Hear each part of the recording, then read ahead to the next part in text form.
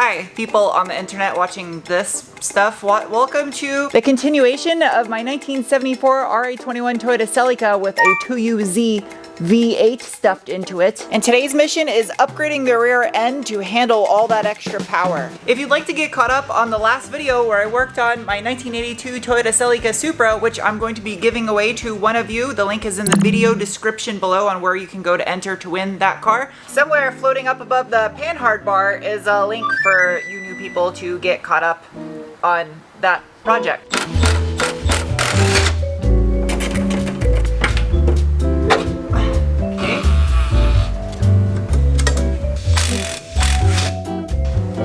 That's wild how good of condition these bushings are on a 1974. I don't think these have ever been replaced either. I mean, the car just barely has over 100,000 miles on it. So I got all these suspension parts from Techno Toy Tuning. They make stuff for these old Toyotas and the Celica Supra. Brakes, panhard bar. Because I know it might get about 50 comments on why I'm putting these brand new suspension parts on the old axle when I'm replacing it. Well, there's a method to this madness. Pretty sure I have some bushings that go inside there. Hardware?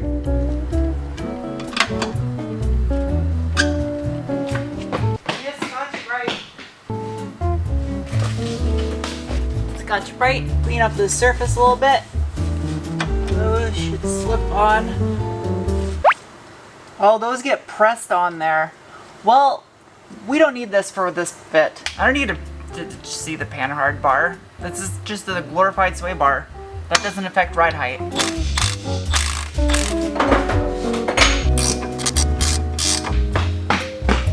Probably really smart if I use this.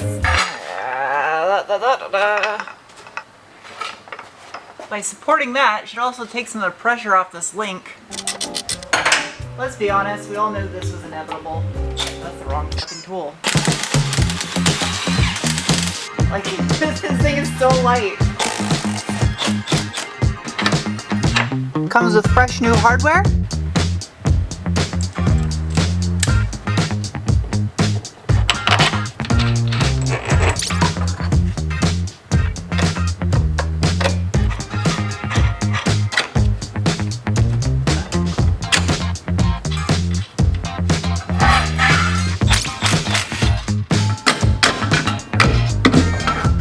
Spring is like stuck in there.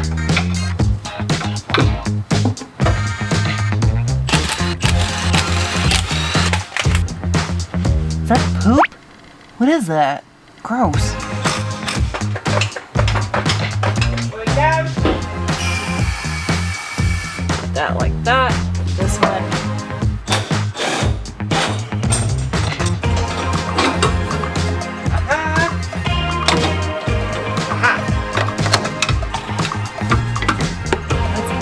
Behold, my easy ride height adjustment tool.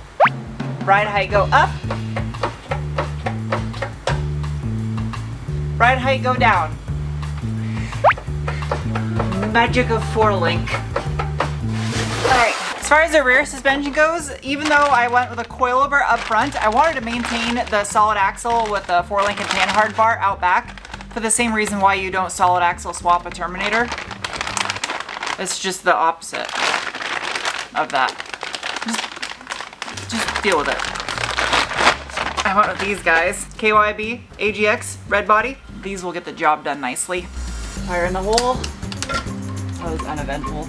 I just gotta slide my hands along the shaft to kind of coerce it into. As far as the rear springs go, Hyper Coils did not sponsor these. I chose them based on recommendations of Technotoy. The rear calamari ring is in perfectly serviceable condition, so I'll just put that back in there for this test. If you didn't know, that is the technical term for those. It's a calamari ring. Don't argue with me, I know best. Right back in the same location. Oh, this is gonna be sick. Conveniently on the screen, I am displaying the rear spring rate for these springs. I don't math very well, and I just figured that's easier showing you than telling you. Oh, that's all the way up. That sucks. I gotta lower the car. You have boba? Boba. Thank you! And donuts. What? Going down.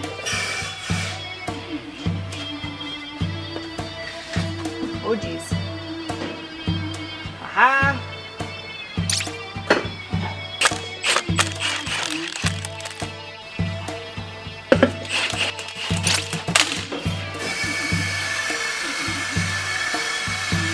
Yeah, I think that's perfect just as it is in the rear. Keep in mind that I'm gonna have the flares on here, so it completely closes up the wheel gap with the flare.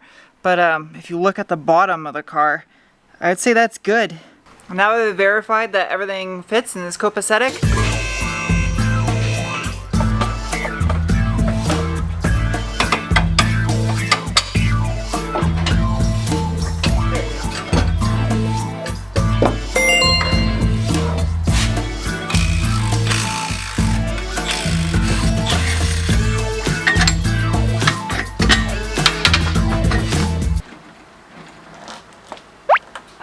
brake lines. Should have saw this one coming.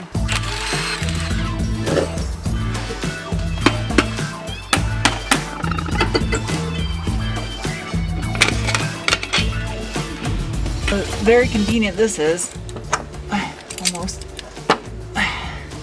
Aha. It's out.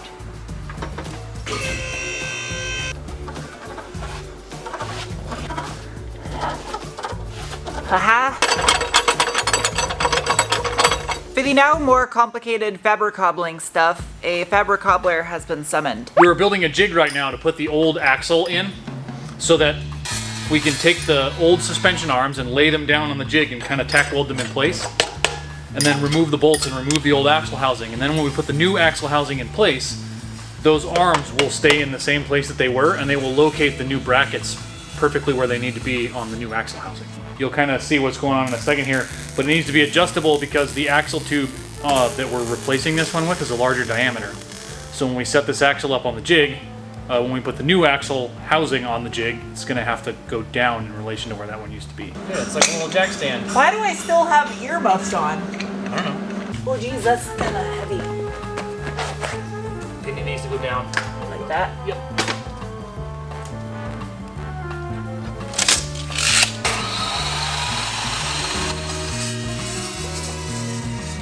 So this whole thing is just going to get welded together rigid with all the bolts tightened up. That way you can just unbolt this axle housing and lift it off, and you put the new one on and you bolt the brackets in, and they just go where they go. And if you put the housing at 90 and you know where the housing is at, then you can just, you know where this is in relation to the housing.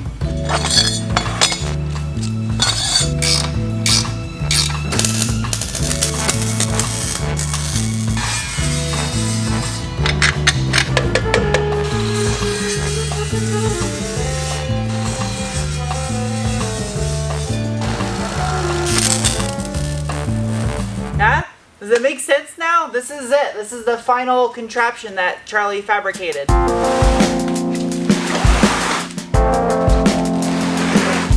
Welcome to the following day.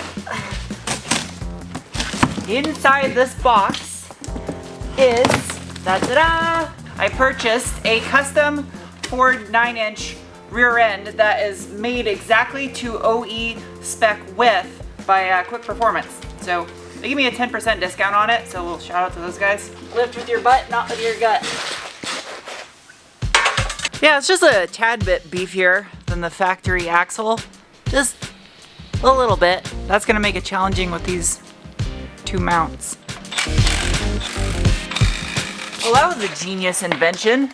Anti-rotation clamp.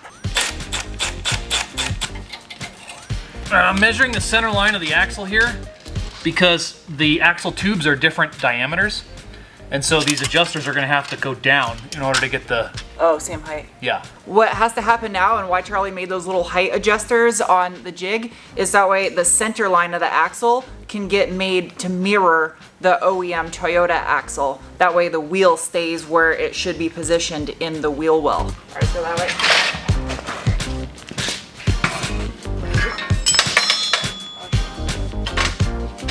To attach all of the links to the Ford 9-inch axle, I bought this kit from Technotoy. It's weld on to your application, except this is for a Ford 8.8, not a Ford 9-inch. They didn't make one for a Ford 9-inch. In addition to a 9-inch not being an 8.8, There's also a major issue that we just ran into. These are the holes in which you put hardware to mount one of the lower links for the 4-link. This is the hardware which you would use to do that. That hole, it doesn't fit with this bolt. So this is the bolt that properly fits this bushing, and it has very little slop in it. I mean, it's got a tiny bit, but very little. But this is the bolt that fits this bracket, and if you put that in there, it's a hot dog down the hallway. See, there's a whole lot of slop to get this bracket in a place where it's not supposed to be.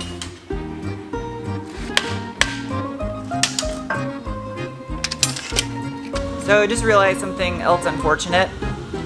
These are symmetrical. They should not be. There should be a left and a right side. Notice the bevel on the bottom? They accidentally sent to the same side. Shit happens, I guess.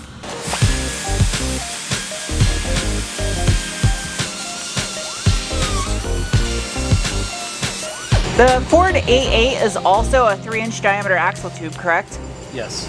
So that just requires a little bit of love to make it fit. The 8.8 might also taper down towards the bearing end.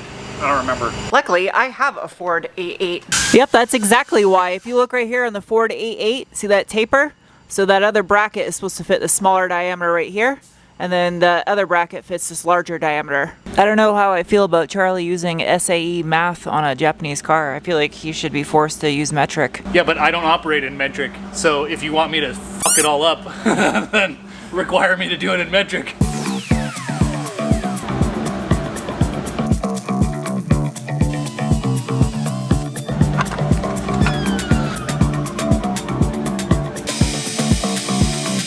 Fabricating is mostly problem solving, and there has been plenty of that in this video. The actual center section on this differential is a whole lot girthier than the factory one.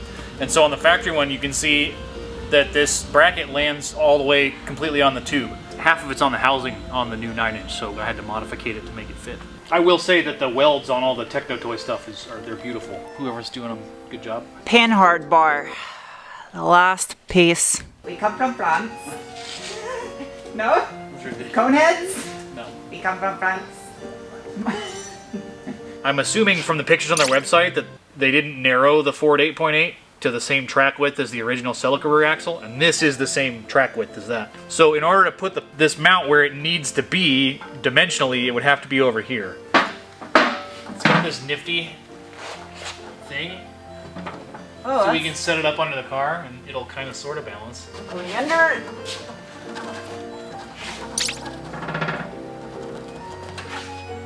The wrong side link could be used on the other side of this axle. It is just cosmetic, but when I'm putting this much effort into this car, it's those little details that matter, so I'm gonna get the correct one. I don't want to just stick it on to make this video. However, before we go any further, it's probably smart to just check how everything is going before we order the parts that are needed. Really, all we gotta order. You pick up that side, I'll pick up this side. 1, 2, 3. That's amazing. Even without the Heim joint, they will get hardware into these. This is the issue where the bolts are gonna need correct ones to fit with the right size Heim joint spacer, if that wasn't clearly obvious earlier. Do you think I'll really need the lowest hole? That seems like so aggressive. You want anti-squat in the rear suspension. If the rear of the car squats, if you stand behind the car and push on the trunk lid and make the car squat, what happens to your feet? They get lighter. So do your tires. Okay. But if you take the rear of the car and you pull up on the rear bumper, you put a lot more weight on your feet, which is the exact same thing that happens to the tires when the car. If you never watch drag cars at the drag strip, the ass end jumps up rather than squats down. Look at the green in this paint. That is so pretty. There's the axle center that he was talking about earlier. Now you can kind of see. Just to be safe.